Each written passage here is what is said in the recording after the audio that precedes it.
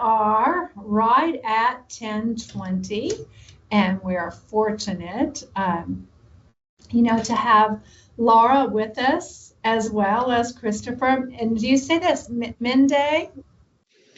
That'll work. I take all versions. Mende, Mendi. What's yours? Mende. Mende. There you Yep, go. there you Christopher Mende with us from Google. And he's here to talk to us about leveraging cloud capability to tackle government, education, and citizens' challenges. He leads a team of public sector technologists. I can stop sharing. All right. Across the central U.S. So is that going literally just straight up and down the United States, or do you have specific states that you cover? Specific states. It is a funny U-shape that starts in Pennsylvania, heads west, grabs Kentucky as we pass Ohio, heads straight down and all the way to Louisiana, skips Texas, and then back to Alabama. Oh my gosh, you get around. I like that. I was in Columbus yesterday. I'm glad you could join us virtually. He engages with state and local organizations, guiding them on their journey to the cloud and AI. So that means that Christopher is constantly learning because this AI world that we're all living in is shifting hourly. He's a facilitator within the Google Cloud Innovations Labs team, and he employs a customer-centric methodology to help bring innovative concepts to life. That's my favorite sentence from your bio that you sent me, by the way. It sounds great. I love it. It sounds fancier when it's spoken. He's combining cutting-edge Google technologies with an organization's mission. He drives meaningful advancements. He's an advocate for responsible use of AI. Yay, yay. He serves as the Google Principles pioneer, whose responsibility is to ensure products are free of bias. Very difficult. He has served on several governmental AI advisory teams, including Wisconsin's Legislative Council AI Study Committee, to help enable a prosperous and thriving future for all.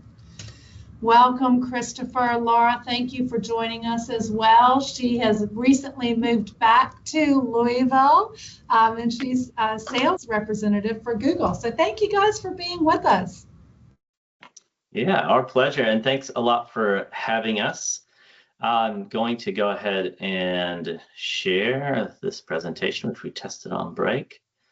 And yes, I assume that's coming through okay? It is. Not that fantastic. So yeah, look, Laura and myself and a lot of us, we're here because I joke. So I know that some of this is being recorded, but we are more interested in outcomes for the people that we share the sidewalks with and schools with than necessarily creating profits through the use of technology, right? There's that Maslow hierarchy of needs, and we really are focused on that, on those last few tiers of self-actualization, or feeling like that we're delivering a better world when we're done than when we started at the beginning of the day. So yeah, this image here, and I want everybody to focus or notice that the water is still frozen. This is the Capitol building in Madison, Wisconsin. That's where I live.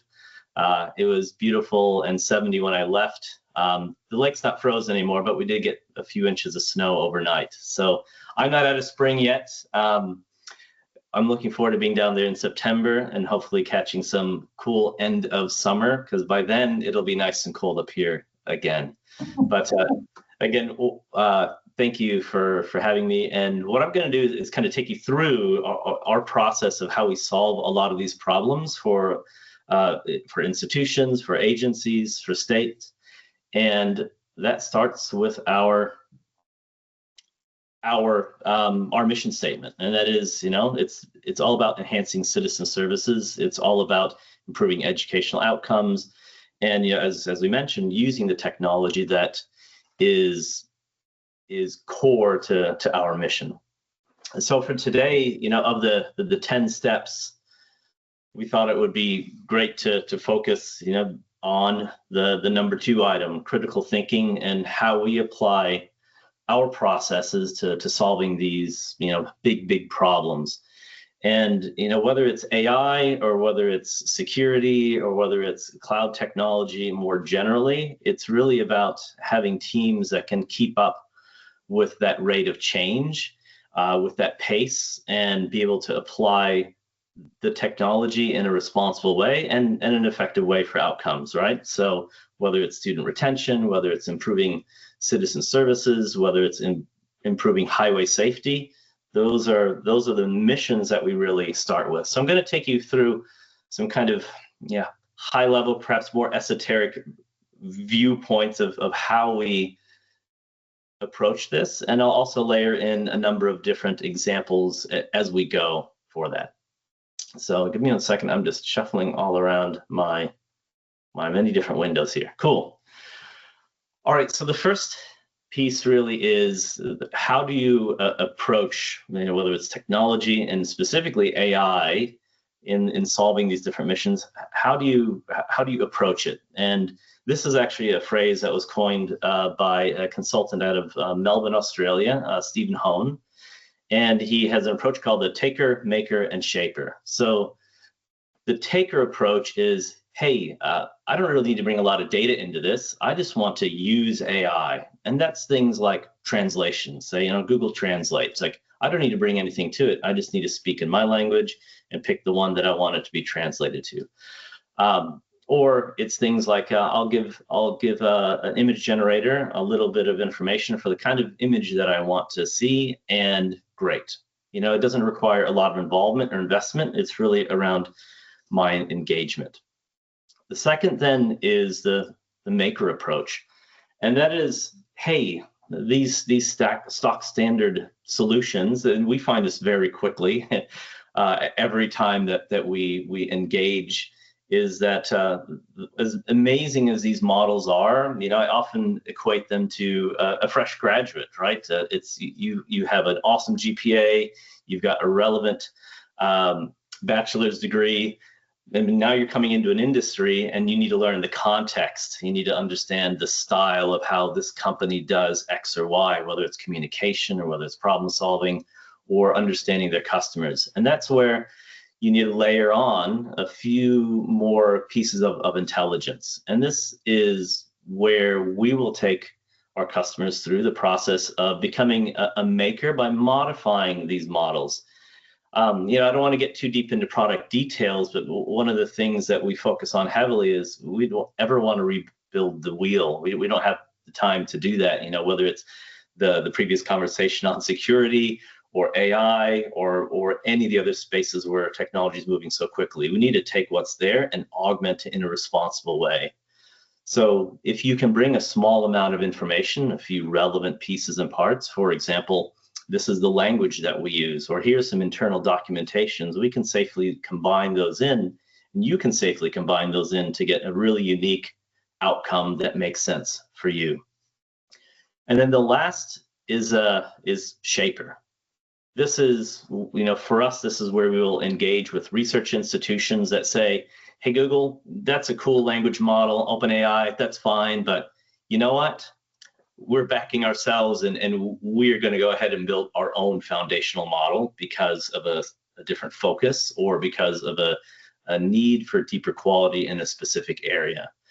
So when you think about, the challenges that can be solved, and I often remind everyone, even on my team, the problems that weren't solvable 2 or 3 years ago that you kind of shelved and you stopped thinking about, we need to bring those back and think about which of these engagement types might make sense to creating an amazing solution for it. So that's the first view in terms of how we think about solving problems, and we encourage you to how you think about solving problems. The next then is looking at an assessment focused on complexity. So there are a lot of the rabbit hole goes very deep, I suppose, and it depends on where you need to go and just how challenging that problem is. And I will talk later on about some of the prescriptive methods that we use some of the processes to tease this out and make this seem an awful lot simpler. So when we think about tasks, the first one, and again, specifically related to things like AI, is a task replacement. And this is something like, okay, I'll go back to translation. It's just gonna do this translation for me. A number of you probably already use this in places like the Chrome browser, where you can translate a website. You know, if it has the right headers in it, it can translate it locally to any kind of different language, and that's super simple. Another solution for anyone who uses Gmail in their personal lives is something like that tab for that word completion, right? Which has been around since 2018, amazingly. And that was actually one of our earliest generative adversarial models. And now, you know, the task that you're replacing is finishing the whole sentence. And look, I fought that for a long time myself. I'm like, I'm not a robot. I'm going to type it myself. And as I watched myself turning the gray characters, suggested characters, into the black ones that I was typing, I was like, wait a second, now I am the robot.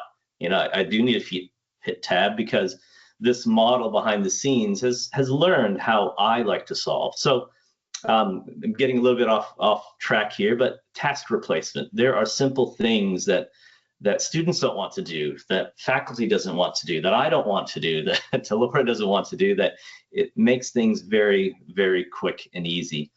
And when we think about moving up that chain, then the next, of course, is medium, where we're looking at an entire process that can be augmented. So in this case, we, if I think of an education-specific solution or approach, things like a student concierge, which makes the process of the student being able to discover what is U of L all about, what are the different options, what are the capabilities that I need to know about. You know, I as all of us probably have, you know, stories about our counselors that perhaps we didn't get the right information at the right time, or we just couldn't be bothered to get over and hike across campus to go have that meeting. And you know, myself, I started in engineering and I finished in MIS, and I wish I'd known about MIS probably 2 years beforehand, but I just didn't avail myself of it. That's on me. But making that easier for students to discover is a great part of that process, right? We're not replacing student counseling services, but we're creating a more efficient approach for a segment of that.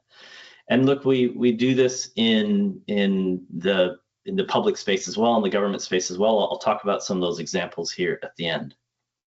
And the last is higher and far deeper complexity. This is where we're looking at, you know, full process replacement, as it were, or the vast majority of that process. This is a whole chaining of tasks that we bring together.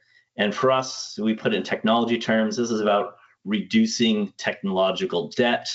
And when you think about modernizing systems, quite often we're like, hey, let's rewrite the code. Let's translate it from COBOL, for example, into Java. And our approach is like, well, maybe we should just translate the old code into business logic and then rebuild it in a completely new method and process, as opposed to just thinking about code replacement. So an example of this higher level complexity but full process replacement is something that we do with a number of states now. New Hampshire and Nevada, I think, are two public use cases. There are a couple others that are not public at this point, but they are about unemployment insurance adjudication. And this is a process that's pretty complicated and pretty important. So, you know, there is a claim that is made by an employee. There are statements that need to be collected from the employer, and a trained adjudicator needs to be able to handle that process, as well as understand state laws, understand how situations apply to the regulations. With a solution like unemployment adjudication, that interview process is automated via a conversational agent. The information is collected. The answers are then matrixed against something like the regulations and policies to see if there are any holes, any unanswered pieces. What are the different conflicts in the stories, and we'll generate follow-up questions. That information that assessment and the transcripts are then provided to an adjudicator who still is the person steering and running that process, but can now manage this at a much faster and broader scale. And the initial versions of this actually came up during COVID, no surprise, in Wisconsin, where they were still, and I live here, so I can say it, we were still using fax machines to receive applications, and they were sitting on 700,000 applications that would have taken years to process, and we were able to really shrink that down to a couple of years. And this is not a person replacement process. This is increasing the satisfaction of those adjudicators and of the people in the Department of Workforce Development. So think about, and this is part of what we really love guiding our customers through, is what is that level of complexity, and bringing the examples and experience that we have from other spaces. So the next is measuring and understanding, well, what is the impact? And again, we see three kind of main areas: time, access, and then reach. And I think this applies quite well to student bodies. So everyone will know that saving time, whether it's these days drafting entire emails, or at least in business, I recognize that at university, writing research papers using AI is a bit of a no-no. For us, I can say it is a great way to digest large amounts of information, combine, create hybrid content, and actually respond. I'll keep this very anonymous, but with one government department that we were working with, we were in the 11th hour of getting something completed, and this is probably unsurprising to very many people. At the very end, a security assessment was brought up, and like, oh, we forgot, we have to do this. And it was a classic risk assessment. It's like 109 questions. And we're like, how are we gonna, so we took the questions, we brought in the products, we brought in more context from the state's websites, as well as our own feature capabilities, and we used our internal tools to answer 109 questions, and we were done in about 45 minutes. And the problem that actually brought up to us, we're like, we can't respond in 45 minutes. They're going to say this is impossible. What happened? So we waited until the next day to submit the answers, which also gave us an opportunity to obviously create more human review around it. But that's a great example of time compression, right? And that is really, really important for satisfaction, whether it's employee or student and otherwise, when you get rid of those rote pieces and parts. The next piece then is access. So, in a commercial view, look at this as increasing your addressable market. What are the kinds of customers I can reach? Or what are the types of students I can reach? Is this going to give me better access to new students? First students to ever go to university and their family. Are we addressing specific language barriers? We run into this an awful lot, right? This is constantly in the news. There are a lot of frictions when you have scenarios where you have different language pools and different communities, and disruptions happen because things like the process for getting a driver's license is not in a language that this individual can understand, or frictions pop up because of misunderstandings because of a language and challenge. So being able to get across those barriers with minimal additional work and with minimal additional input is a really important thing to focus on when we're thinking about access. So when we look at programs it could be admissions, it could be unemployment insurance, it could be Medicaid, being able to make a process like that multilingual to create a larger funnel at the beginning to understand or to find that gem or that diamond that might then decide to work for you or study with you. We find that's really, really important. And then last here is reach, and this is similar to access, but this is more about being able to go more deeply. So classic example again is things like call centers. staffed by people, or a helpline, or my bank. Or we've all had scenarios where we dialed, we finally got home and we're like, now I need to go, oh, it's 5:01. I guess I'm going to call tomorrow because that they're not available anymore. Being able to go beyond in terms of time.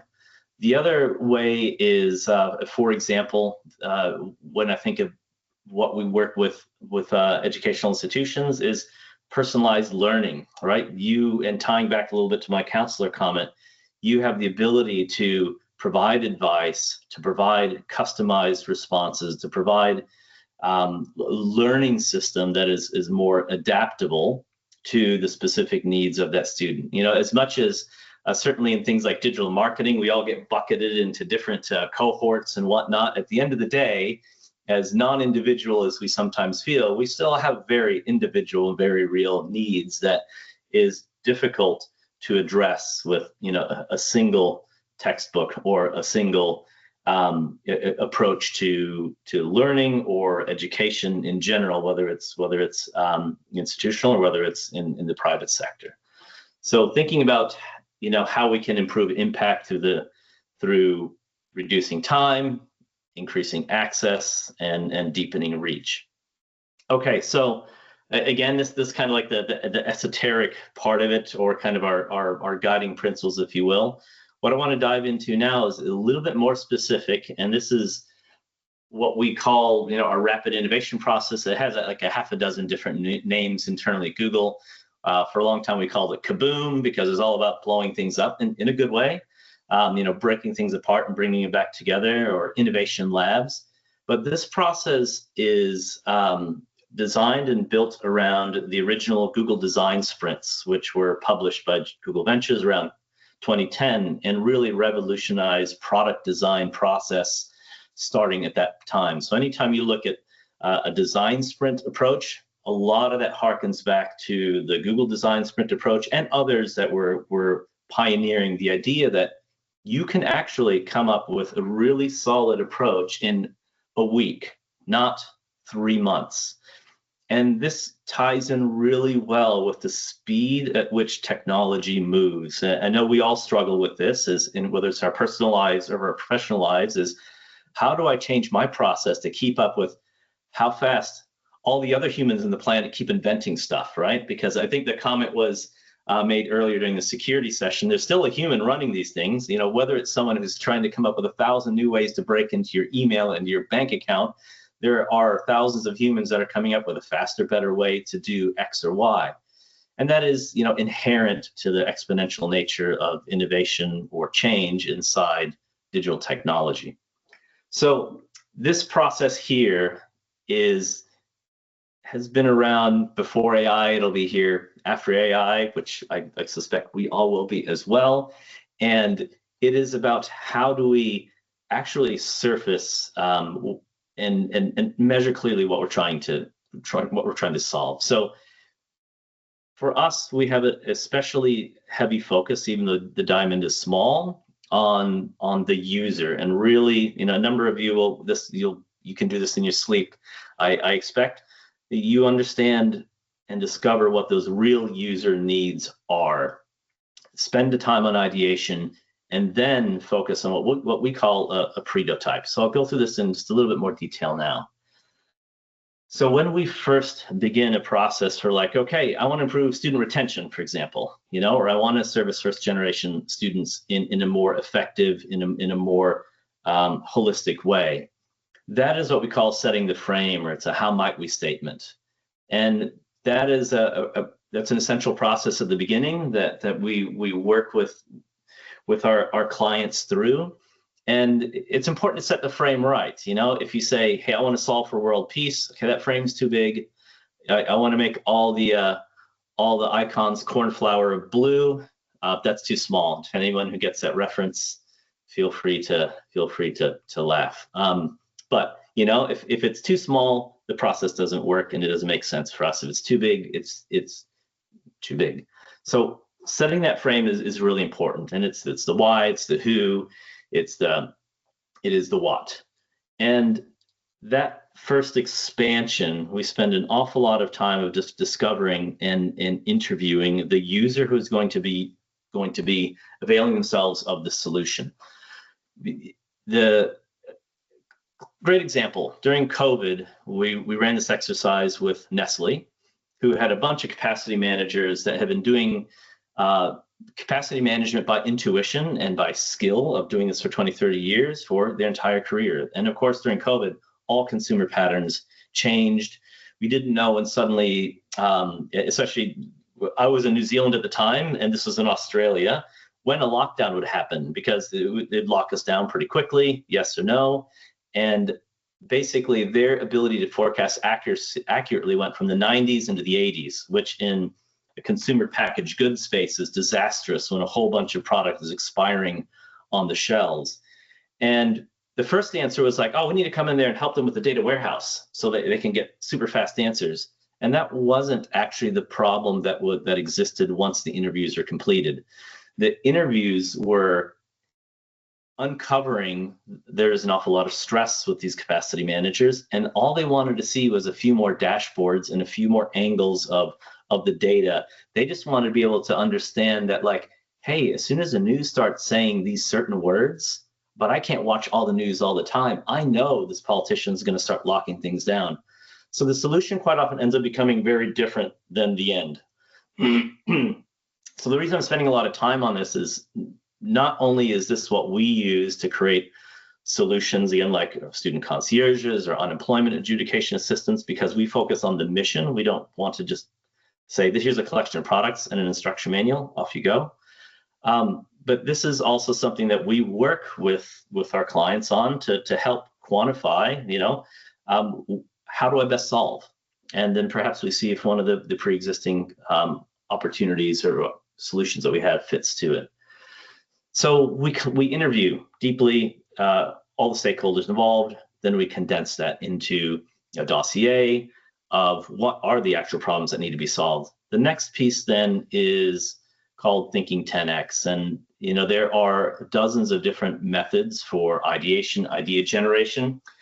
Quite often we'll start one of these by having everybody dump all their ideas out, and then we'll say, okay, great, these are all off the list because you've pre-thought about them or they're predetermined ideas. Now let's take you through a structured process for creation of ideas. And again, the classic phrase is no such thing as a bad idea. We'll determine that later, but not on creation. So we really try to create an environment where we can maximize that idea creation.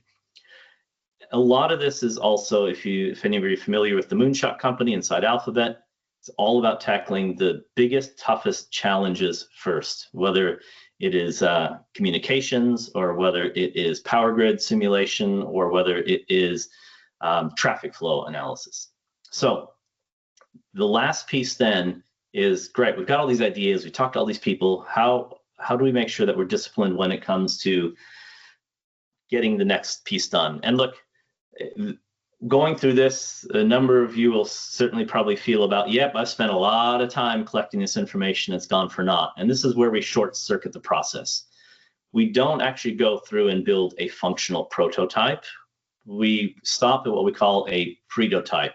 This is literally, a paper cup and a straw and a paper clip, and someone drew something on the side, or it's a Figma mock-up. It is a non-functional object, digital or physical, that represents one of the solutions that you came up with.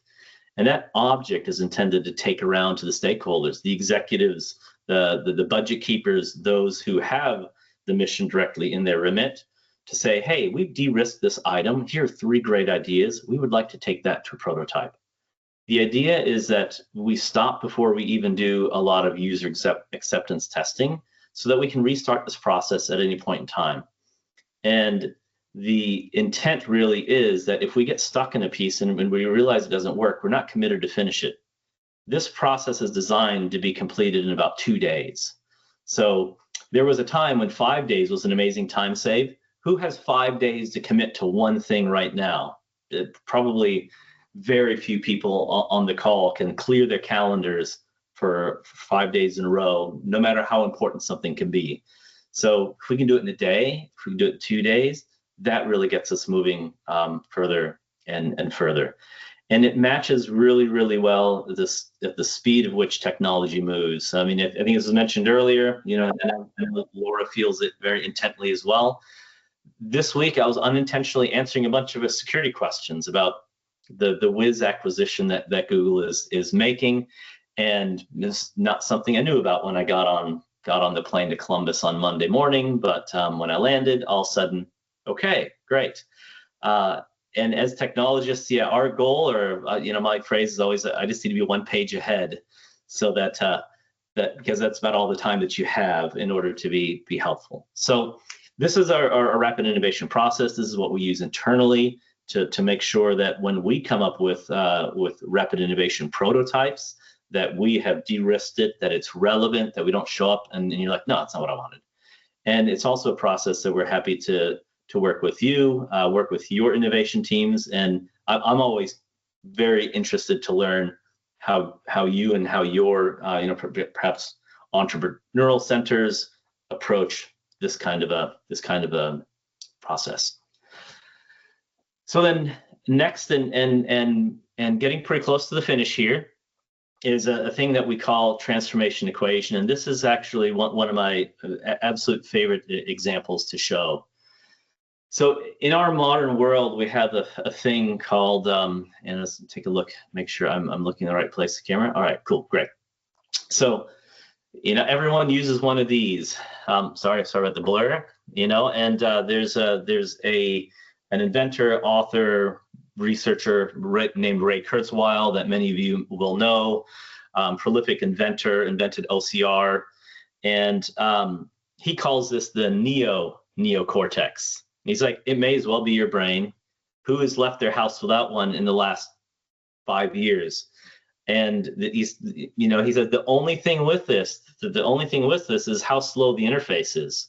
You know, you're tapping with your little fleshy fingers on a high-tech piece of glass. It's just about increasing bandwidth now, because this is legitimately part of his view, evolved brain. If you look into the things that he does, there's a lot of amazing predictions that he has for the next 10 years also. But this is the glass, right? This is the surface with which we interact with students, and the students are all up here mashing away, and it could be a tablet, and it could be yep, no worries. It could be a computer. Oh, chat's only available during the meeting. I'll ping it somewhere. Kurzweil. R-A-Y, so it's Ray, Kurzweil. And all of us as technologists, we're below the glass. We're down here receiving all of the requests, and in a lot of ways, you know, you find yourself drowning in it. How do I keep up with it? You know, I want to increase the number of applications and improve the admissions process, but how do I do that when I have to manage it? As well. Oh yeah, cool. Thank you for that, Jerry. So that interface is extremely powerful, and it's also extremely challenging. The process I talked about before is, you know, the users above, right? And these are the tasks they have. I need to get my application in. I need to I need to show my transcript. I need to show, you know, extracurriculars. Oh my gosh. Extracurricular activities that I've taken part of. I need to write an essay. You know, these are the things that I need to do. Below the glass is all of us. You know, we need to understand, what does that user journey look like? We define the steps. We need to make that journey as easy as possible. Where do we inject our solutions one way or the other into that? And we are the users on the other end, right? The technology departments, the providers, the solution providers as well. So it's really about getting improving the rate of what the users can do at the top, the reliability of that platform, and I'll talk about that here in a moment, and then the ratio of people below. Yes, okay, 5-minute warning.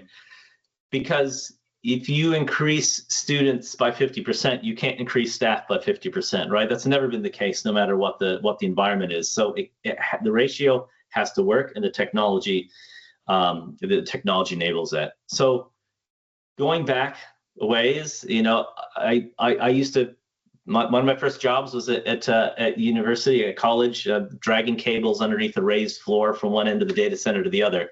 I don't know why that convinced me to move from mechanical engineering into IT, but I was like, this is pretty cool. I like it. I got tired of it after a while, right? But there's still people very passionate about that. So the thing is as technology has grown, certain things are always amazing when they start. You know, being able to have, you know, cool one-use servers was great. 1,000 of them was all of a sudden a bit of a pain to manage. That's something that we solve for us internally. When we moved to things like virtual machines, the first one was kind of novel. 10 was like, wow. 100 was amazing. 1,000 was like, what have we done? The sprawl is literally killing me, right? The ratio went bad. And that's when things like containers have started to come out, and management systems like, you know, the VMware that tackle that very well at scale. So if anyone here is familiar with things like Kubernetes, you know, container management, the de facto solution that the entire world uses, that is an open source rewrite of what Google uses to manage planet scale compute. And for the Trekkies in the room, it's called Borg. So the Borg still manages all of the different processes in every data center, public and private, at Google. And that is what became Kubernetes. So we have always had to solve these challenges because there aren't enough of us to receive the requests, you know, from 2.5 billion people using Gmail every day on the back end. We need that help. We need to scale. AI agents is the same way, right? We started out with bad chatbots, really bad chatbots, good chatbots. Good chatbot got really, really bad really fast. And now you hear the word agentic quite regularly. Same concept. We need a framework and a platform to manage it. For us, that's what we have a product called AgentSpace, but the idea is that it collects and manages in an efficient way to maintain that ratio all the agents you need to replace those different tasks, to replace those different processes, and in some cases, replace, you know, an entire system or solution. So I'm gonna be really fast on this.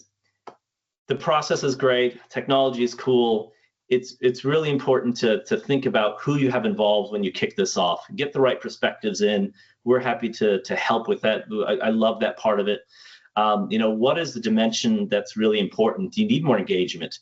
Is this a really complex thing that we should stay away from? Is the impact worth it or not worth it, right? The classic effort and payoff ratio. And then the last piece I want to say is iterate. You know, the idea of a 3-month project or a 3-month experimentation just is not viable anymore. It needs to be done in hours, and adopting a process that says it's okay to restart is super, super important. So it wouldn't be appropriate if I didn't finish the presentation with a low effort generative AI generation of the campus.